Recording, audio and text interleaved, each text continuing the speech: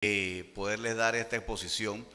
Y antes de comenzar, me gustaría a mí, obviamente, arrancar con un preámbulo por donde terminó casualmente el colega. Eso que él menciona es así. Cuando escuché a mí, también es profesora Troitiño, gracias por las enseñanzas que nos diste. Por eso estamos también en este tema del derecho ambiental, que sí es parte de los derechos humanos ya reconocido, y ahora lo veremos por todas las entidades internacionales, regionales y nacionales. Pues que efectivamente el tema que se da, en lo que hablaba el colega, es mi tesis doctoral. Mi tesis doctoral es el daño ecológico puro. No es el daño ecológico que uno entiende como la afectación a un ser humano, por ejemplo, producto de la contaminación de las aguas o de la contaminación del aire. No, no, no, ese es el daño ecológico tradicional. El daño ecológico puro va un paso más allá. Incluso hay debates, profesor Esmeralda, en referente a si los derechos de la naturaleza, que están reconocidos por ley ya, es un derecho suprahumano. Esos temas están en debate, por encima del ser humano. El daño ecológico puro es cuando usted, por ejemplo, causa un daño tan enorme que afecta el cambio climático, que extingue una especie de la diversidad biológica, son irreparables. Entonces el daño ecológico puro, que es el tema de mi tesis, en su momento cuando la publique, sé que será muy interesante, va por esa línea que indicaba el compañero. Entonces, por allí vamos a arrancar. La presentación que asumo están viendo, obviamente es referente al acuerdo de Escazú, el bloque de la constitucionalidad en Panamá, pero hace un pequeño énfasis en el tema del impacto en los derechos humanos, el medio ambiente y los procesos judiciales, administrativos y legislativos. Hago una pausa allí. ¿Por qué? Porque efectivamente vamos a hablar del bloque de la constitucionalidad, pero del control de la convencionalidad también. Y sí, para los jueces que están aquí, según las decisiones ya de la Corte Interamericana de Derechos Humanos, de nuestra propia Corte, como lo veremos sobre todo en ese magistral fallo, yo soy muy crítico de la Corte Suprema, pero aunque haya sido un fallo presionado el que declaró inconstitucional la ley del contrato minero, es un fallo estupendo que contiene unas características intrínsecas enormes en este tema y en otros aspectos. Y en eso, casualmente, nosotros vamos a hacer énfasis porque todos los funcionarios públicos del Poder Ejecutivo, del Poder Legislativo, del Poder Judicial y de todos los entes como el Tribunal de Cuentas y otros poderes que no están dentro del Poder Judicial pero que imparten justicia, están obligados a hacer el control de la convencionalidad. Eso es así. Lo que pasa es que aquí hay que capacitar muchísimo a todo el sistema judicial y decisorio panameño. Entonces, en ese aspecto, como no me va a alcanzar el tiempo, hay una publicación que salió hace apenas 5 días, ahí la pueden ver, que es el acuerdo de Escazú, el bloque de la constitucionalidad y la tutela constitucional. Pueden verlo en la revista Vitalia para que allí puedan ahondar más en ese tema. En este libro, pero este libro que es el primer libro que voy a publicar en esta materia, me lo estaban pidiendo hace rato, también vamos a ahondar de esto. Este libro estará disponible ya en el primer semestre del 2025 y allí se explicará un poco el surgimiento, historia y evolución del derecho ambiental, donde culminaremos esa evolución en lo que casualmente estamos iniciando con los derechos de la naturaleza y otros aspectos. Entonces Escazú es un acuerdo regional, es decir, del continente latinoamericano o el subcontinente latinoamericano y el Caribe, que busca 3 puntos específicos: el acceso a la información, la participación en la toma de decisiones y el acceso a la justicia en temas ambientales. Y este último punto es en el que haremos énfasis. No es único, casualmente el convenio de Aarhus, ¿sí? También información, participación y justicia, 20 años antes, firmado por Europa y Asia Central, también tiene que ver con el mismo tema. El acuerdo de Escazú, obviamente, como decíamos, es regional y busca estos 3 temas principales y fue aprobado en Panamá por la ley 125 del 4 de febrero del 2020. En ese sentido, obviamente, esto tiene que ver o tiene como base un principio de la Cumbre de la Tierra del año 1992. Ahí están todos los principios del derecho ambiental, que muchos jueces y muchos administradores de justicia no se dan cuenta cuando fallan, que muchos de los principios nacieron en la Cumbre de la Tierra. Bueno, Escazú está basado en el principio 10 de la Cumbre de la Tierra y este principio 10 obviamente también fue el precedente para el acuerdo o el convenio de Aarhus, ¿sí? que tratan del mismo tema en 2 regiones distintas. 5 objetivos principales: acceso a la información ambiental, acceso a la participación pública en decisiones, acceso a la justicia ambiental, promoción de la cooperación y capacitación y la protección de los defensores ambientales. La profesora Esmeralda lo sabe. El problema es que en el resto de los países de América los abogados y protectores del tema ambiental han sido asesinados, literalmente asesinados por los intereses creados. En Panamá no hemos llegado a eso, pero sí se nos ha impedido a los abogados que intentamos acceder a la justicia ambiental presentar los recursos. Para muestra lo que ocurrió con el tema de la mina el año pasado. Fuimos varios los abogados que intentamos activar por primera vez correctamente la figura de la advertencia de inconstitucionalidad, que ya lo decía César Quintero, que la advertencia de inconstitucionalidad cabe en cualquier proceso legislativo, administrativo, judicial, y no se nos permitió. Ya hubo un fallo. La gente cree que el fallo de la 406 del año pasado era el primero. No, en el 2017 ya la Corte había fallado. Había cosa juzgada constitucional. La cosa juzgada constitucional es parte del bloque de la constitucionalidad. No es lo mismo la cosa juzgada tradicional que la cosa juzgada constitucional. Entonces ya la Corte se ha pronunciado y varios tratamos de presentar ¿qué cosa? Un desacato ante la Corte, porque la Corte, dice el Código Judicial, tiene que cumplir y hacer cumplir ¿qué cosa? Sus decisiones a nivel de inconstitucionalidad. Y se nos negó. La Corte, la Secretaría General de la Corte no permitió a los que intentamos acceder a la justicia que presentáramos ni desacatos, ni advertencias, ni recursos, argumentando que no éramos parte. Pero si la Corte Interamericana ha dicho que esta materia es, ¿qué cosa? Erga omnes, esto no es interpartes. Por eso el tema de los derechos de la naturaleza. La naturaleza es un sujeto de derecho y como dijeron, ya la ley estaba vigente. Cualquiera de nosotros puede acceder a la justicia para que se evite un daño, y ahí es la diferencia. Es decir, vámonos a la demanda de inconstitucionalidad. El problema es los efectos ex nunc y ex tunc. ¿Qué dice el Código Judicial? Los fallos de la Corte solo tienen efectos a futuros, no retroactivos. Entonces, cuando usted activa la protección en estos casos de la naturaleza, en estos casos de Escazú y el bloque de la constitucionalidad, esperando una demanda de inconstitucionalidad, la demanda del 17 había sido presentada 20 años antes.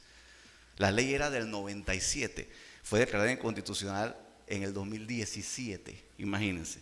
Esto fue producto de la presión popular, el fallo que se tuvo en apenas unos días con respecto a la ley 406.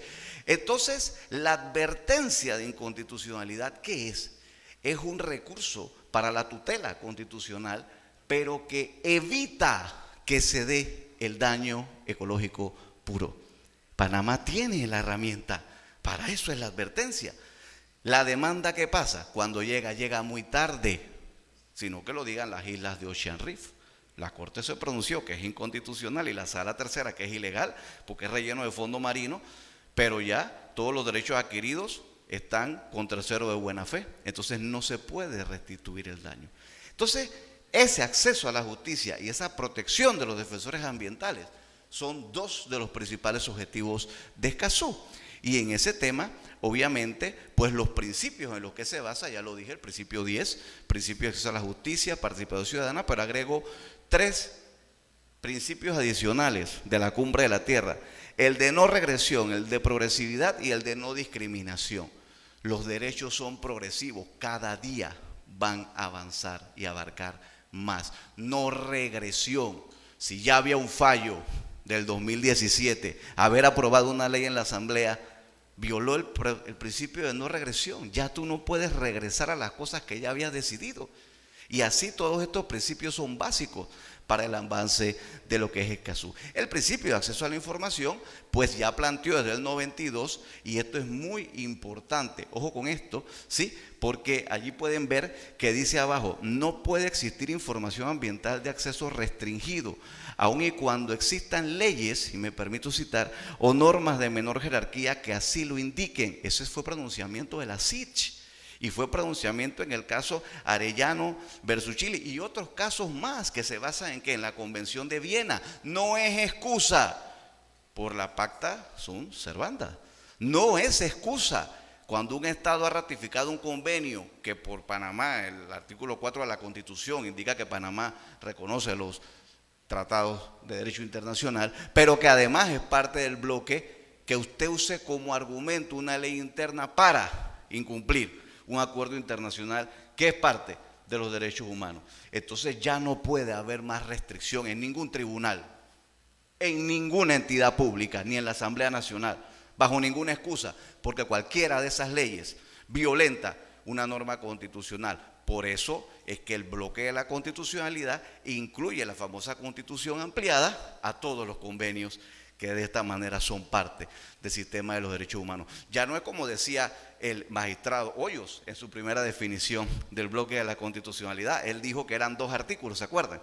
Solo 2 artículos de la convención. Eso ya se sobrepasó hace muchísimo tiempo. Es toda la convención y todas las convenciones adicionales. Entonces, esto es importantísimo porque este es lo básico. Entonces, el principio de acceso a la justicia establece procedimientos accesibles para resolver ¿qué cosa? Los conflictos ambientales. Pero es que el país también tiene una deuda. Yo no quiero meterme a esto porque es tema de otra exposición mía que tengo en otro lugar donde voy a hablar de eso. Y es que yo sí planteo hace rato que aquí la Corte va a haber que ampliarla. Lo que pasa es que lo ven desde el punto de vista político. No puede seguir siendo una corte con una sala penal, contencioso administrativa y civil, donde la contencioso administrativa está viendo temas de derecho social. Debe al menos, yo no digo que existe una sala de derecho ambiental, ¿por qué no en el futuro? Ahora mismo quizás no, pero al menos debe haber una sala de derechos sociales, donde esté el tema agrario, el tema ambiental y el tema laboral. Eso no tiene nada que ver con lo contencioso administrativo. Eso es momento de que evolucione. Obviamente, si no hay una corte constitucional, tendrá que existir una sala constitucional. Claro que tiene que darse. Entonces, quizás tenemos que tener una corte de 15 o 18 magistrados, eso hay que hablarlo. Pero es que, ¿cómo accedes entonces a la justicia si la corte no quiere admitirte las advertencias de inconstitucionalidad y los funcionarios no entienden cuando tú le estás advirtiendo que una norma está violentando ¿qué cosa? Una disposición en cuanto a Escazú y a otros temas, porque Escazú no es el único acuerdo. Entonces, es un poco complicado. El principio de participación ciudadana busca eso. Ese es el principio también de la democracia activa. No es que nos vamos a ir como cuando estábamos en la antigua Grecia, en la democracia pura, pero básicamente por ahí va el camino, aunque no lo crean, ¿sí? Específicamente el principio de participación ciudadana en todos los temas donde está involucrado la materia del medio ambiente nos lleva a ¿qué cosa? A ver la relación entre el derecho, los derechos humanos y el medio ambiente.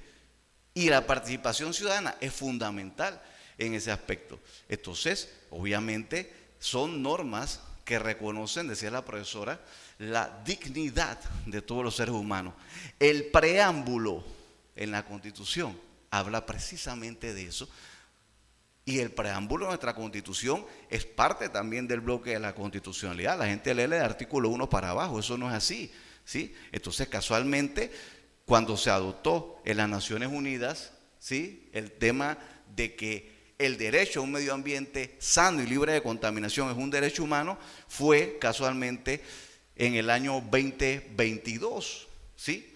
Pero en el año 2022 que se adoptó, lo veremos ahorita eso, previamente se tenían otros elementos. ¿Cuáles son esos elementos? Los que están viendo en pantalla, ¿sí? Panamá ratifica el protocolo de San Salvador mediante la ley 21 del 22 de octubre del 92, pero adivinen qué, ese protocolo que está adjunto a la Convención Interamericana, en su artículo 11 ya lo decía, desde hace casi 30 años o más de 30 años, ¿sí?, que los derechos a un medio ambiente sano son precisamente parte de los derechos humanos.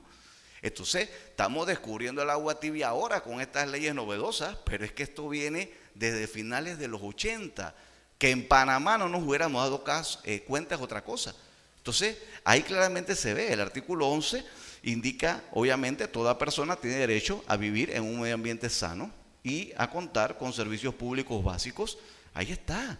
Pero la Convención de los Derechos del Niño y la Niña también plantea que es uno de los derechos del niño y la niña vivir en un medio ambiente sano y libre de contaminación. Panamá también lo ha ratificado, ¿sí? Entonces, cuando las Naciones Unidas aprueba hace 2 años, en el 2022, la resolución 76300, por la cual se reconoce, no hace más que ya ahora ampliara a nivel mundial lo que aquí en América habíamos reconocido hace rato y que Panamá había ratificado, y que Escazú lo que plantea es que todo esto tiene que cumplirse, porque ahí viene la dicotomía. A veces muy criticado el derecho ambiental en el debate de lo que se llama soft law y hard law, es decir, la ley dura y la ley suave. Es decir, la ley suave es solo declaraciones y declaraciones, y la ley dura es lo que es, ¿qué cosa? Vinculante. Escazú es hard law, vinculante y obligatorio, no es discrecional. Ah, no es que hay que hacer una ley ahora para reglamentar cómo vamos a aplicar esto. No, no, no, no, no, no, no. Todos los administradores de justicia, ¿qué es justicia? Decían algunos de mis profesores. ¿Es que es solo justicia la que aplica un juez o los magistrados en el Poder Judicial? No, eso no es la justicia. Los jueces declaran el derecho, eso es otra cosa. La justicia es más amplia. En el Poder Legislativo, en el Administrativo y claro que en el Judicial se imparte justicia. Entonces todos deben hacerlo. Y la Corte Interamericana, casualmente, en una de las consultas más espectaculares que se las recomiendo que la lean, la OEC 2317 del 15 de noviembre del 17, solicitada por Colombia, aclara totalmente esto que les estoy diciendo. Y dice la Corte, como no habíamos tenido la oportunidad, vamos a explayarnos en explicar este tema. Y explican todo esto. Y la Corte Suprema de Justicia también en el fallo del 2023 en cuanto al tema minero ya planteó todo esto que les estoy diciendo. Entonces es unánime que el tema ambiental en todas sus dimensiones es un derecho humano. No sigamos discutiendo que no lo es. Obviamente en el reconocimiento de la Constitución decía yo el preámbulo, para ir adelantando un poquito más rápido porque me quedan como 10 minutos ahí, me dice el profesor Benito, y se me agota el tiempo. Entonces el título tercero constitucional tiene el capítulo séptimo que fue pionero. Miren, el derecho ambiental, lo digo yo en mi libro, ese que va a salir en enero del otro año, surge, nace y se desarrolla a partir de 1972. Antes de eso no existía nada como derecho ambiental, por lo menos no así. Y la Constitución de Panamá, ¿de qué año es? De 72. Es una constitución de la que se ha escrito en muchas latitudes, y aquí ni conocemos lo que dice el capítulo séptimo del régimen ecológico. Reconocíamos prácticamente lo que se habló 20, 30, 40 años después del 72 y la hemos dejado de lado. Eso es como el Ministerio de Ambiente. Todo el mundo hizo ministerios de Ambiente de los años 80 y nosotros apenas hasta el 2015 fue que nos atrevimos a crear el Ministerio de Ambiente. Entonces las jurisprudencias relevantes las hay muchísimas. Casualmente en Colombia, yo tengo algunas por aquí, se las voy a mencionar porque ahí nada más puse una, pero para que lo anoten, pueden buscar la sentencia 660, T-660 del 2015, T-348 del 2012 y T-361 del 2017 para hablar de jurisprudencia comparada. Aclaran perfectamente la Sala Constitucional de la Corte de Colombia este tema, pero también lo hace nuestra Corte en el fallo, reitero yo, minero. El bloque de la constitucionalidad. Entonces la teoría del bloque ha venido increciendo desde el momento en el que el colega y maestro Arturo Hoyos la mencionó, pero que viene obviamente de Francia, esa teoría del bloque. Ya no es nada más algunas leyes, algunas normas y el estatuto de entrada al orden y algunos artículos de la Constitución del 46, no. Ya ahora el bloque de la constitucionalidad en su teoría obviamente viene incorporando una cantidad de jurisprudencia enorme que es de obligatorio, decía la Corte en ese fallo Arellano versus Chile, decía la Corte, es que no es nada más que se conozca lo que dice el convenio y que sea de obligatorio cumplimiento sin excusa de no cumplirlo porque va en contra de una ley interna, es que tiene que ser también interpretado en base a lo que ha interpretado la Corte Interamericana de Derechos Humanos. Y nuestra Corte lo ha reconocido. Es más, en las conclusiones van a haber ahora unos temas que para muchos van a ser sorpresa por el tema del arbitraje de la mina y de otros aspectos de los tratados estos de inversión con Canadá. Léanse el fallo de inconstitucionalidad, los dos, que no son dos, son casi 10, porque después del fallo del 17 vino otro fallo, cuando un bufet, que me reservo el nombre, intentó presentar, imagínense, una advertencia de inconstitucionalidad contra el fallo de inconstitucionalidad de la Corte. Eso fue lo que demoró la publicación entre el 17 y el 22, y la Corte al final falló en el 22 diciéndole, oiga, esto es improcedente, un fallo de inconstitucionalidad no puede ser demandado de inconstitucional. Pero además, después de eso, vino ¿qué cosa? Vino el fallo de la 406, pero después de eso han salido como 7 fallos donde la Corte, porque otra gente demandó lo mismo y la Corte que ha dicho, cosa juzgada constitucional. 7 veces casi lo ha dicho la Corte Suprema de Justicia. Entonces, obviamente, todos estos fallos, que son fallos, como yo les he dicho, de cosa juzgada constitucional, son definitivamente parte del bloque. Entonces, en cuanto a la inclusión, ha dicho la Corte Suprema, y cito, el artículo 12 ya comentado, ellos se refieren al de la Convención del Niño y de la Niña, y el acuerdo de Escazú, dijo la Corte Suprema hace menos de un año, ¿sí?, forman parte del bloque de la constitucionalidad. Por ende, debieron ser aplicados al momento de considerar la aprobación y improbación del proyecto de ley 1100, luego convertido en la ley 406 del 23. En consecuencia, a no implementar mecanismos para instrumentalizarlos, pero si a ellos mismos se les intentó presentar la advertencia. Pero bueno, al final tenía la salida, pero prefirieron la parte complicada. Entonces, y realizar las consultas respectivas, ambos preceptos inclusive violan el artículo 56 de la Constitución Política, fueron transgredidos. Entonces, esto es muy interesante, ¿sí? Ya mencioné el tema de que es ley dura el acuerdo de Escazú, por lo tanto es de obligatorio cumplimiento, y obviamente el tema de los procesos para garantizar la aplicación de Escazú es de alguna manera divulgar más esto que hoy estamos haciendo, y por eso yo le agradezco al instituto que haya puesto este tema procesal, porque por si no ha quedado claro, lo que yo les estoy transmitiendo es que en cualquier proceso comercial, civil, laboral, penal, aplican estos principios. Es que el derecho ambiental es no solo transversal, sino ascendente, y es ¿qué cosa? De prelación. Todos los principios que aquí se aplican, si por ejemplo en un caso comercial, según lo que ahí se vea, hay un aspecto que está violentando el acuerdo de Escazú, usted lo puede alegar ante el juez. Y el juez en advertencia de inconstitucionalidad va a tener que hacer la consulta, pero él tiene que aplicar ¿qué cosa? El control de la convencionalidad. Entonces esto no es para un caso nada más lo que están creyendo que es como no es jurisdicción ambiental. El tema ambiental rompió paradigmas y se aplica, como ustedes están viendo, no lo dice Luis Barría, está en cualquier cantidad de decisiones internacionales, nacionales, etcétera. Rompió paradigmas, y que los abogados no lo sepamos o los administradores de justicia tampoco, no significa que usted no pueda, y un juez comercial diga, no, es que aquí usted no puede aplicar esa norma porque eso es ambiental. No, no hemos entendido. Es parte del bloque de ¿qué? De la constitucionalidad. Y eso aplica en cualquier jurisdicción.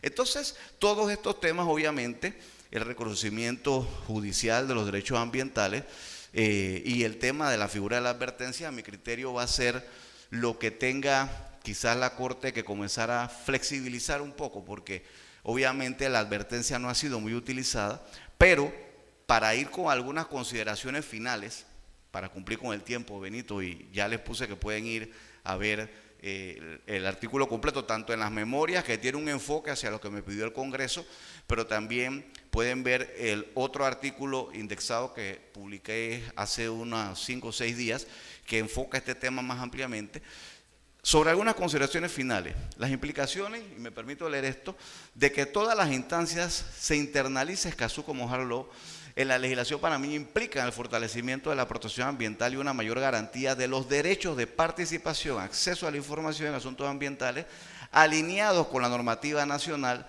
con estándares internacionales de sostenibilidad y justicia ambiental. Pero previamente a eso tengo que mencionarles en estas conclusiones la jerarquía jurídica que tienen los convenios. Bueno, hay 4 modelos, rápidamente.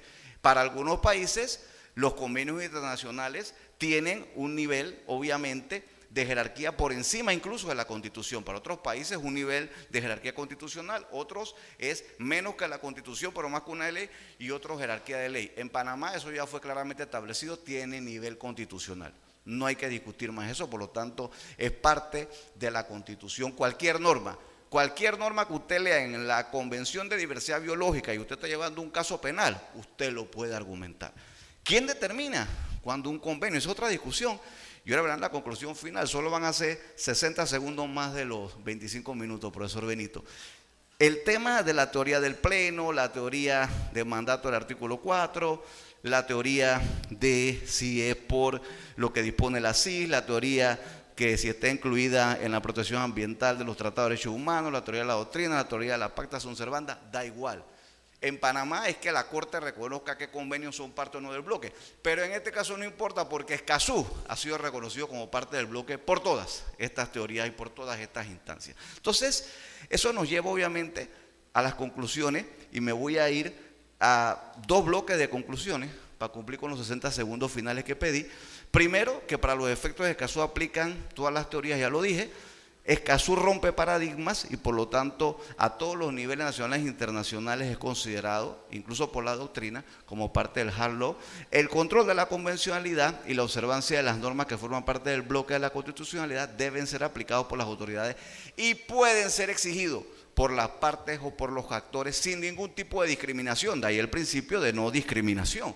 Es decir, un juez no puede arbitrariamente decidir o no. Usted le puede poner entonces un recurso de hecho si él no quiere admitirle un recurso con el que usted está avanzando. Métale su recurso de hecho hasta que hagamos que la justicia entienda que esto no es discrecional, es obligatorio.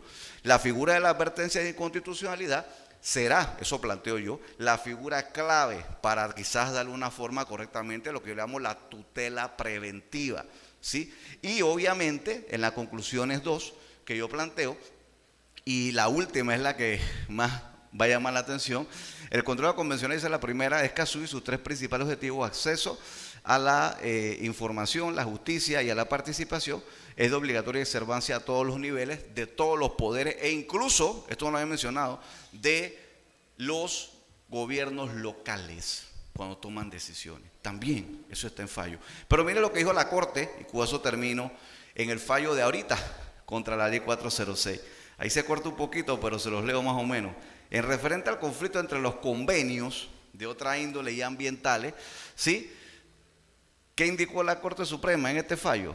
¿Sí? Que con respecto a la ley 69 del 2010 que aprueba el Tratado de Libre Comercio entre la República de Panamá y Canadá, ¿sí? Por un lado, también está la ley 39 del 97 por la cual se aprueba el convenio entre la República de Panamá y el Gobierno de Canadá para la promoción y protección de las inversiones, o cualquier otra índole, señala la Corte en su 23, frente a cualquiera de las otras leyes que aprueban convenciones internacionales ambientales como Escazú, cambio climático y entre otras, está por encima el tema ambiental que lo referente a cualquiera de esos convenios. Y articula, ¿sí? Opone la Corte el artículo 50 de la Constitución Nacional y falla diciendo que efectivamente al tener un choque entre dos instrumentos internacionales, todo esto de las inversiones y lo económico no tiene la característica de bloque de la constitucionalidad. ¿Qué les parece? Así está en el fallo que declaró inconstitucional el contrato minero, y eso rompe todas estas discusiones de arbitraje y de argumentaciones, y de verdad que son paradigmas, porque estoy seguro que muchos abogados no los han leído. Así que bueno, ya con ese tema pues no me queda más que darle muchas gracias por su atención y bendiciones.